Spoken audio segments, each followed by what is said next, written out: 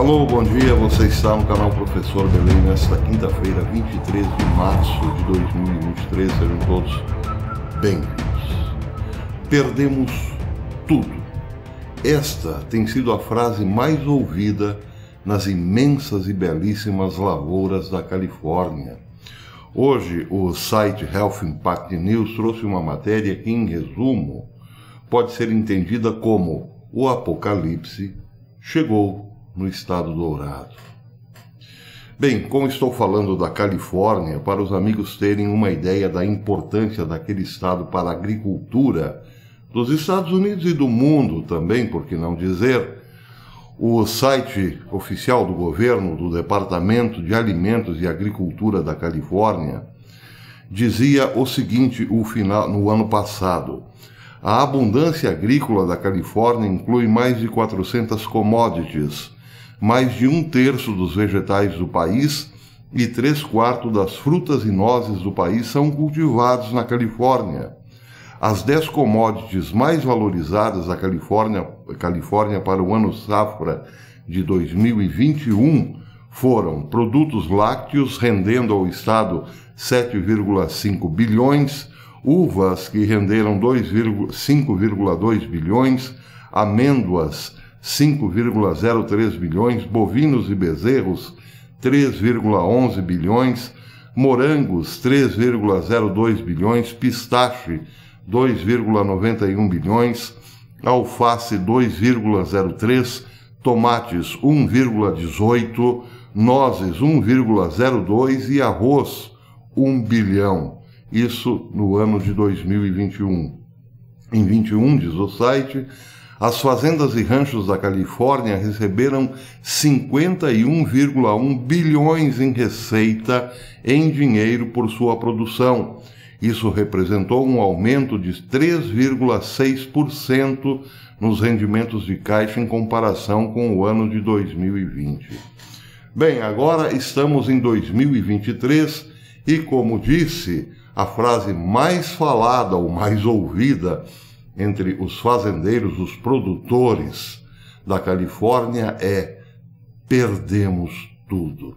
Então o site, hoje, uma publicação de hoje do site Health Impact News, lemos o seguinte: quase metade da agricultura da América é produzida no estado da Califórnia, quase a metade, produzindo mais de 50 bilhões de dólares anualmente em receita, isso em média.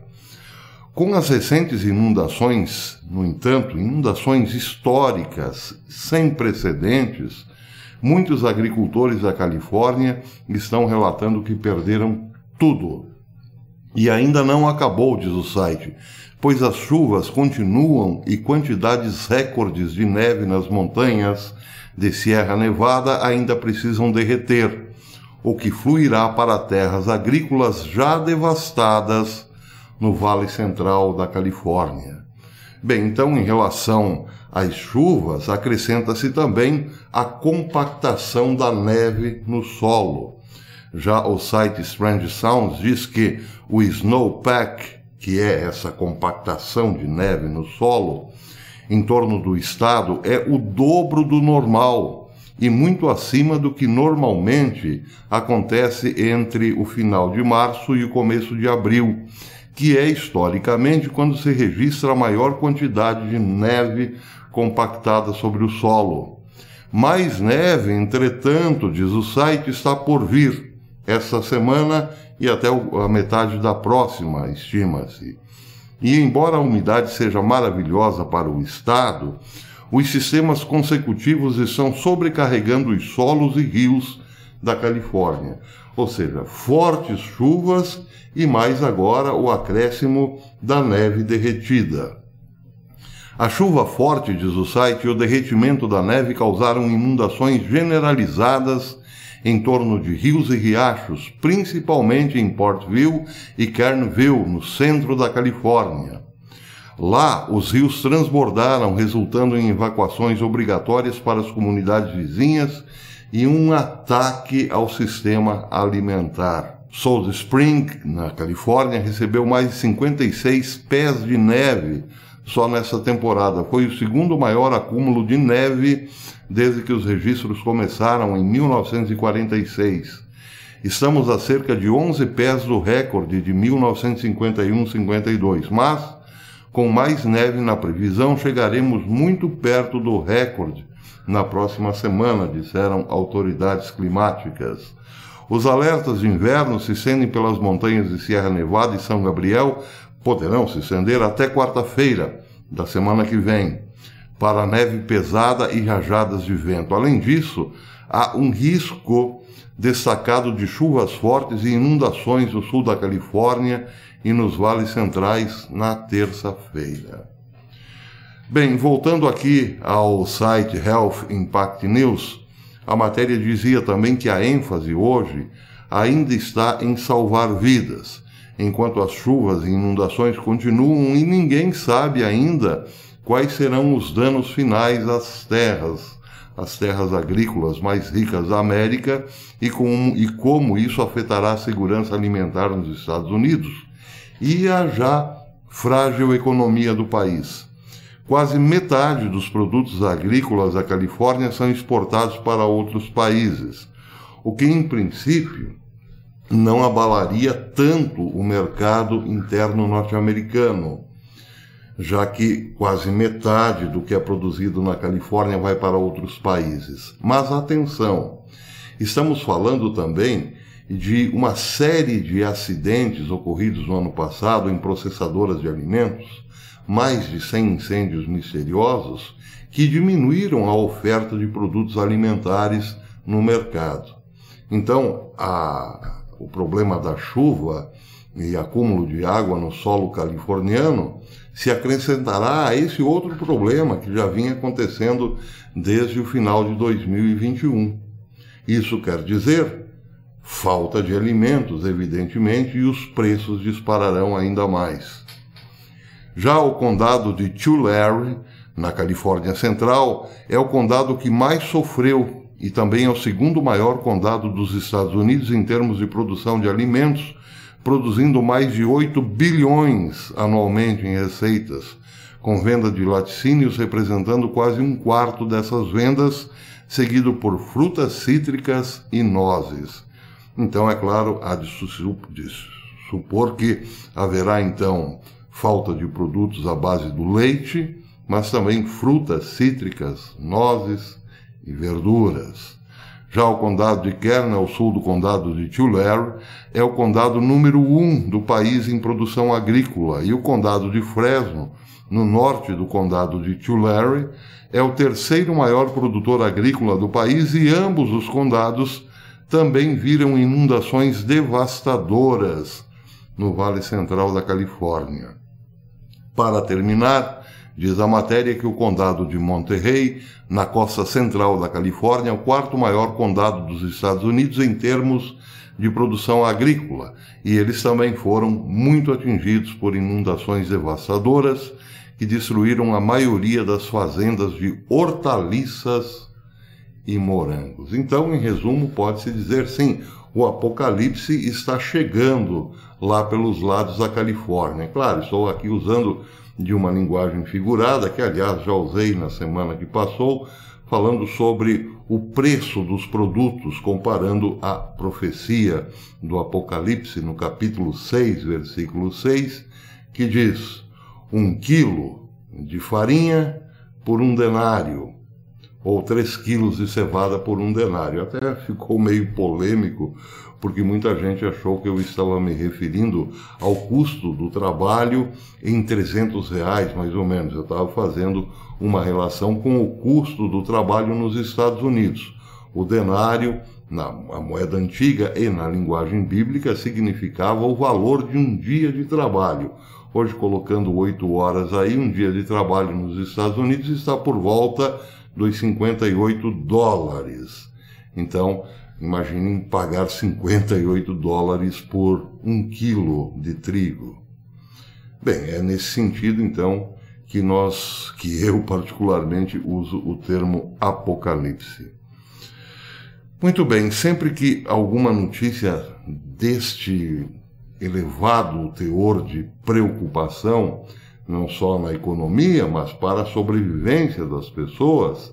Sempre que algo assim surge no noticiário, surge também novas e velhas discussões sobre o projeto HAARP. Dessa vez não foi diferente. O InfoWars trouxe hoje uma matéria falando exatamente deste assunto. A matéria diz que o especialista em geoengenharia, um general da Sérvia chamado Emil Strainu, discutiu os perigos do HAARP para membros da mídia da Sérvia. Ele apelidou a arma, o HAARP, de arma do apocalipse, dizendo ao jornalista Dragan Vucic que ele pode ser usado para a guerra econômica, mudança climática e controle populacional. O sistema HAARP está em operação desde 1993, disse Strainu. O número de antenas e transmissores tem aumentado de ano para ano, com mais de 180 antenas e geradores principais em uso. O HAARP hoje tem o maior poder de sua história e pode realizar missões remotas em qualquer lugar do mundo, disse o general. Strainu explicou que 3 direções principais na geoengenharia são usadas pelo projeto HAARP. A primeira é a geoengenharia de carbono, que visa remover o dióxido de carbono da atmosfera. A segunda é a geoengenharia solar, que busca modificar a quantidade de radiação solar absorvida e liberada na atmosfera terrestre. E a terceira, para o general, é a geoengenharia militar, que faz uso de tecnologia de modificação ambiental para fins militares em todos os 3 ambientes, terra, mar e ar. Segundo o general Strainu, a atual questão da mudança climática parece ser causada pelo projeto HAARP, ou por tais projetos de geoengenharia realizados secretamente há décadas, disse ele. A instalação HAARP mais poderosa está localizada em Gacoma, no Alasca, que oficialmente teria fechado em 2014 e passado para a alçada da Universidade de Fairbanks, 2 anos depois, em 2016. No entanto, advertiu Strainu, isso foi apenas um disfarce do Exército dos Estados Unidos e a Agência Central de Inteligência para continuar as operações HAARP de dentro da Universidade de Fairbanks. Bem, o assunto é polêmico, claro, em si mesmo é polêmico, talvez para muitos não represente nenhuma novidade, mas é polêmico também porque foi divulgado pelo InfoWars, que para muitos é considerado um site sensacionalista. Mas o fato é o seguinte, é possível sim que exista toda essa tecnologia para influenciar no clima, para gerar tragédias, porque muita gente está dizendo hoje que os terremotos que abalaram a Turquia e a Síria podem sim ter sido provocados pelo projeto HAARP para acalmar os nervos de Erdogan, principalmente, que estavam um tanto quanto insatisfeitos com novas adesões de países do leste europeu à OTAN e também por sua histórica relação cordial com Vladimir Putin.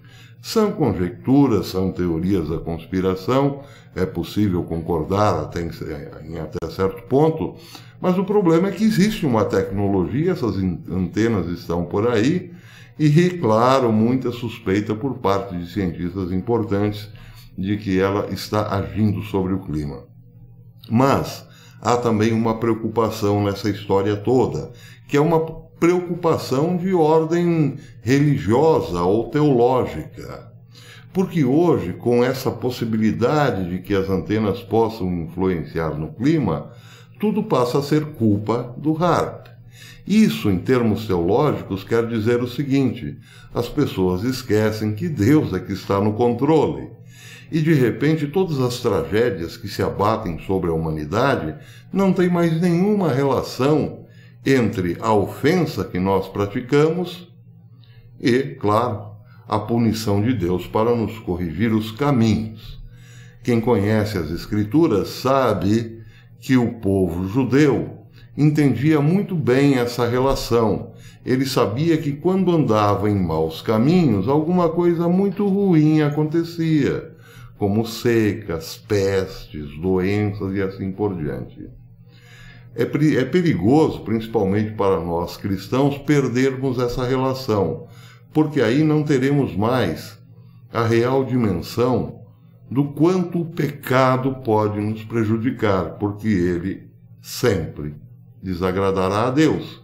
E como Deus está no comando, assim como os judeus da antiguidade entendiam, ele pode sim muito bem nos puxar a orelha de quando em quando, para que voltemos para o bom caminho. Se isso se perder, bem, aí, meus amigos, aí poderemos repetir como o pessoal lá da Califórnia: perdemos tudo. Por enquanto é isso. Até amanhã, se Deus quiser, eu volto com os abracitos amanhã. Até depois.